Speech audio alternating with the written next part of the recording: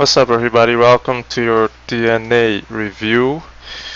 There are a few things we have to talk about, and let's just get through it. I'm not really in a good mood, so if this review has been sucky, I apologize, but I'm gonna do my best. So the show immediately starts off with Cyrus in the ring, along with Rockstar Spot. Cyrus pretty much just calling out Drew Galloway because he says Drew Galloway's time is up, and that last week Drew Galloway shook his hand and he said he will face Cyrus for the world title in no matter what condition he is. So then Drew Galloway comes out and then the match starts. So I thought this was a really decent match. Not literally good, but it was just decent. The match wasn't sloppy at all, which surprised me knowing Cyrus, the way he wrestles. But he had a really good showing tonight. I thought he did really good. But of course Drew Galloway had the better showing and had Cyrus had for the most part the upper hand because he kept attacking Drew Galloway, his injured rib, but at the end still was victorious. But the match was an okay match. I really enjoyed it though, and they need to let Cyrus talk a lot more. I like the way this guy talks. And speaking of championship, I really do hope that one day they do make him champion. This might sound really ridiculous, but I really do hope they make him champion one day because I honestly believe he might pull it off. I really believe he might. Look at the way he carries himself. He's a badass. You know, it's not like how he was in the WWE. So I really do think he might pull it off if he ever becomes champion. Maybe there are a few things he's gonna have to work on, like his wrestling, maybe, and be a lot more aggressive. But for the most part, everything's cool. I think he will make a good champion, a heel champion, that is. But Drew won, and yeah, I don't know if this feud will continue, which I think it will not, since this was pretty much the only opportunity Cyrus had, but we'll see. I don't know. So after the match, we get highlights from last week's match with Jeff Hardy and Matt Hardy. Just quick highlights, and that Jeff Hardy will have a few things to say later on the show. And after that, we get a backstage segment real quick, with Maria seen in her locker room. She's pretty much saying that everyone is curious to know what she will do to the knockout division, or what she has planned for the knockout division, and that ever since she got into TNA she had a vision, and that her reign begins tonight, and that no one will stop her, not even Gail Kim. So that was that segment. After that, we get a backstage segment all with Beer Money seen in their locker room. This was real quick. They just talked about their match, which they will have later on with DK. I'm not gonna paraphrase everything unless it's really necessary. So when I get to the backstage segment, I'll just say what it was about. I'm not gonna paraphrase everything anymore unless it's really necessary. So after that, then we see Maria in the ring. So Maria bragging about how no one believed in her, that we need a human evolution, and that the fans need to change, something like that, and that she will make the knockouts division her own image. And while she keeps on talking, Gail Kim then comes out. Gail Kim basically just confronting her and telling her that she believes Maria was the reason behind the abduction, that DK capturing her last week, and she believes that Maria was behind that, this and that. And then Maria says that she can take away everything that Gail Kim loves, that she can even take away professional wrestling. Yeah, that doesn't make any fucking sense. I don't know who wrote the script to this segment, but I'm pretty sure it's not Christy Hemme, because a lot of things Maria says doesn't make sense. I don't know. But then she goes on by saying she's still let Gail Kim wrestle and that she will wrestle tonight and that the person she will wrestle is Rosemary and that match happens. So that match pretty much happened right away, which is also the first time also Rosemary her first official match in TNA. Phew. But yeah, let's talk about this match.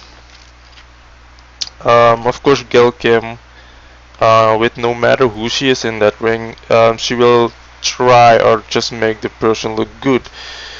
Um, as far as Rosemary, her wrestling goes, I don't really have much to say.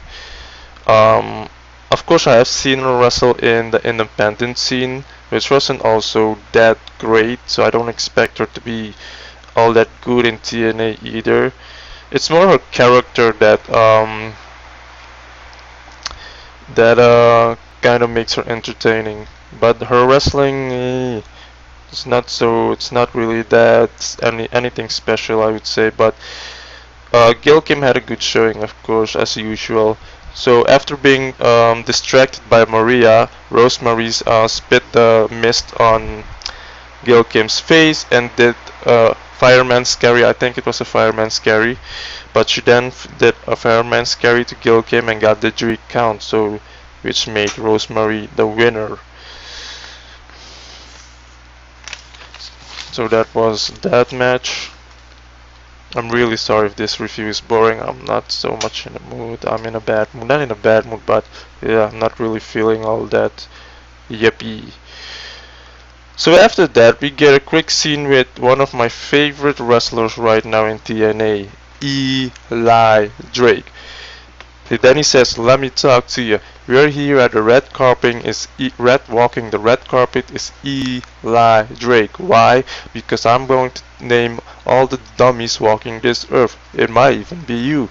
Who knows? Don't be a dummy. And this is not an insult. This next segment is called A Fact of Life." This guy is really fucking good. So after that we get the segment Fact of Life. He's seen with the microphone and there is this button that he keeps pressing that whenever he presses the buttons it says dummy, yeah. This was really fucking funny, man.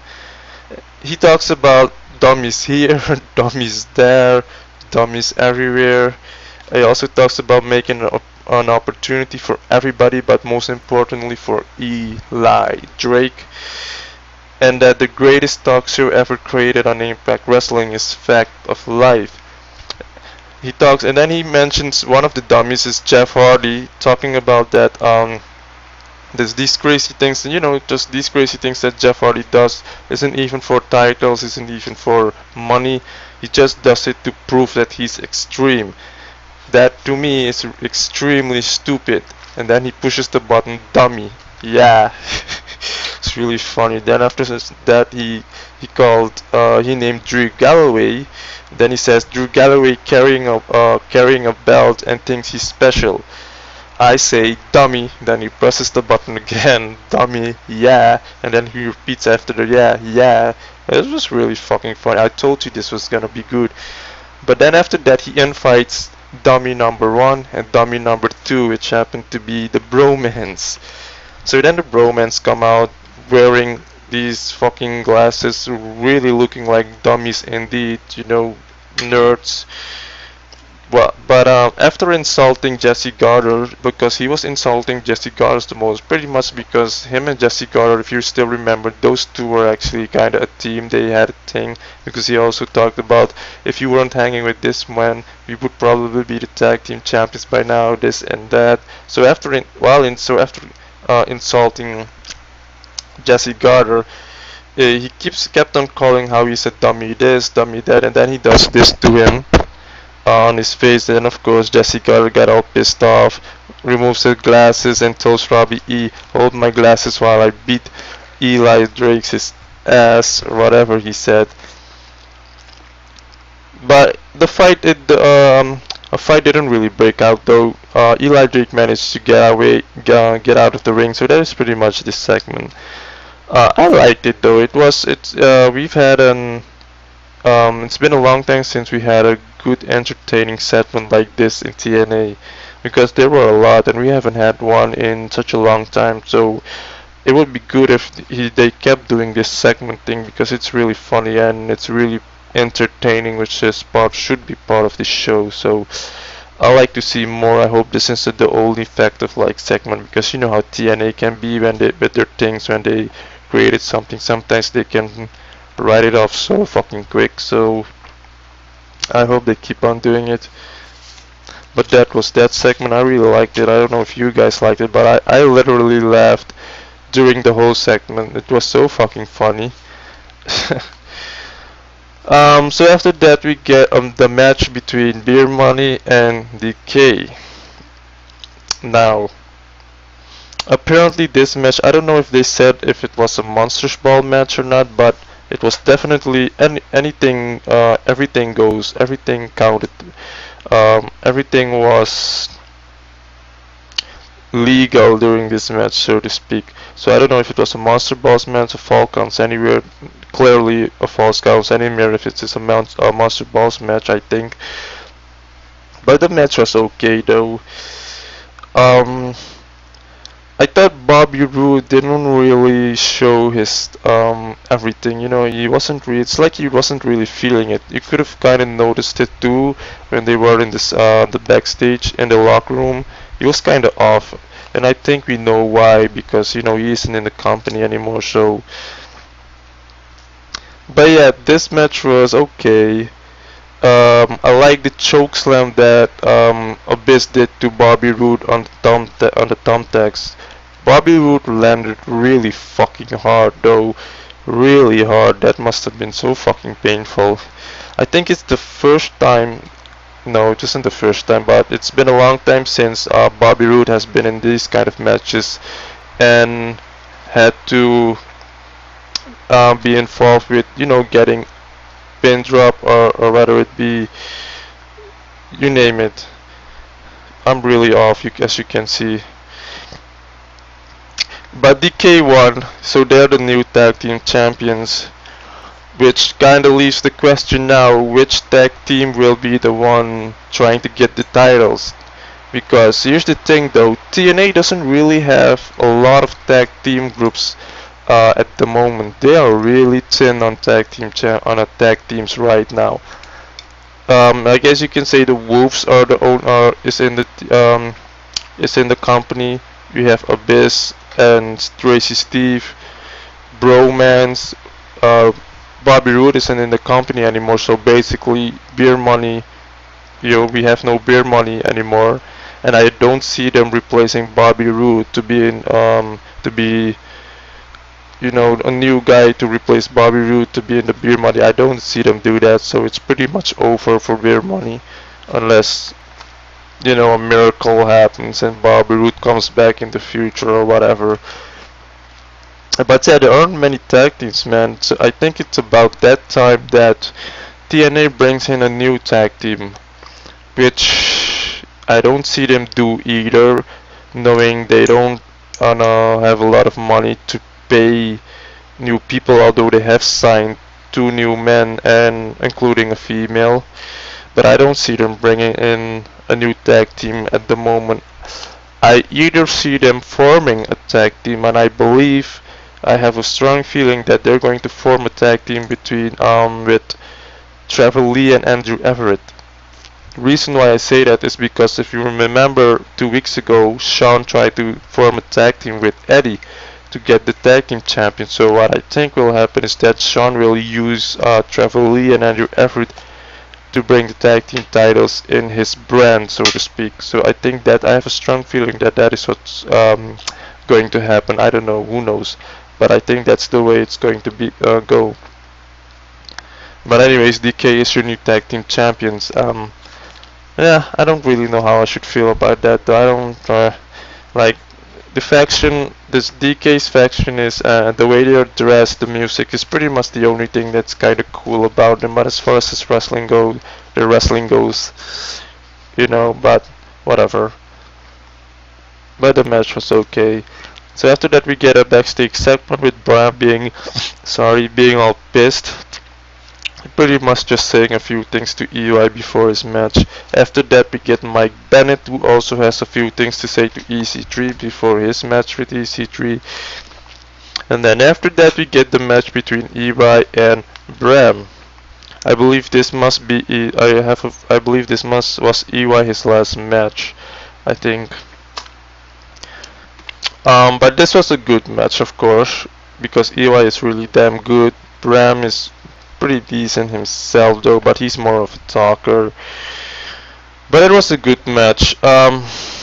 This was a false count anywhere match.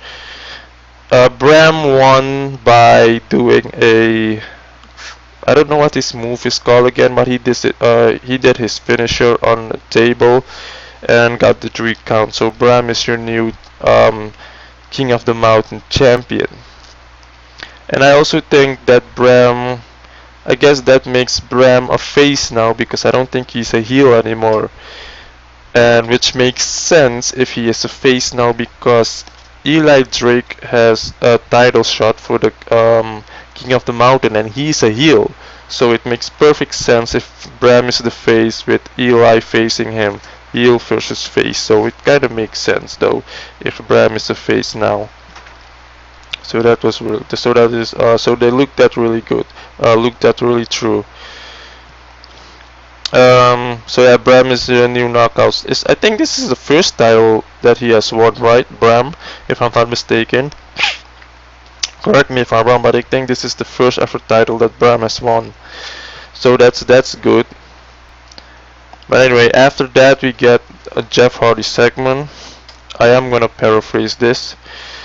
So Jeff Hardy said last week, when I made the decision to go way up there, if you remember, he went all the way up the stairs and did a swanton from really high above. When I made the decision to go up there, go way up there and look down at my brother and ask myself if I should do this. Do I need to do this? The creatures want to see it. I put my body at risk. Of course I should. I'm Jeff Hardy, for Christ's sake. It drives me crazy what the world title has done to my brother. The arrogance, the ego, big money Matt. So hopefully I swan-tombed some respect into big money Matt. Hopefully that swan-tomb was a wake-up call and things will change. Matt didn't want me to be a Hardy. He wanted me to stop being Jeff Hardy. Stop being the charismatic enigma. I'm tired of it. I guarantee you one thing. Creatures will never stop being creatures, and Jeff Hardy will never stop being Jeff Hardy. And then Rabbi with her big mouth comes out, alongside Spot. Rabbi being all angry, telling how she hates Jeff Hardy, she really hates him, and that what she did to Matt Hardy has changed him. She's scared now, and that Jeff Hardy is the reason for the Matt Hardy he created. How he ruined this, how he destroyed the family, this and that. Rockstar Spot pretty much saying the same thing. And then she spits in Jeff Hardy's face and gives him a slap. Then she tries to give him another slap, but Jeff Hardy of course holds her hand. And then Rockstar Spot attacks him, but didn't really get the upper hand because Jeff Hardy was able to get Rockstar Spot in a twist of fate. And that pretty much ended this segment. I don't really have a problem with Robbie though, but it's like sometimes they it's too much. Sometimes it's a little too much, but whatever. So after that we get the match between Mike Bennett and EC3. Did I enjoy this match? Was I entertained by this match? Not really. Why? Because of EC3. As you all know, I'm not really an EC3 fan. The guy is good, but I'm not really a fan of the guy.